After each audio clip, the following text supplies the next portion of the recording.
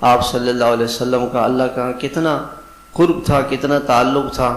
آپ خطبہ دے رہے تھے، ایسے بیٹھے ہوئے تھے، تو سامنے سے جو ہے وہ ایک صحابی سامنے سے داخل ہوئے، وہاں سے داخل ہوئے، وہاں سے کہ رسول اللہ بارش نہیں ہو رہی ہے، جانور مر گئے اور لوگ قحط سے پریشان ہیں۔ تو آپ نے خطبے کے دوران ہی دعا کی، اللہم اغثنا اللہم اغثنا اللہم اغثنا۔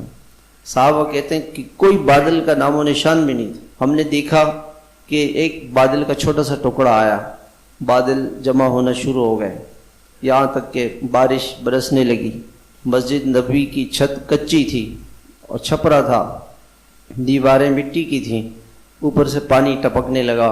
آپ صلی اللہ علیہ وسلم خطبہ دے رہے ہیں، آپ کے سر مبارک پہ پانی گر رہا ہے، آپ کی داڑھی مبارک سے پانی گر رہا ہے۔ آپ نے اسی بارش میں نماز پڑھائی۔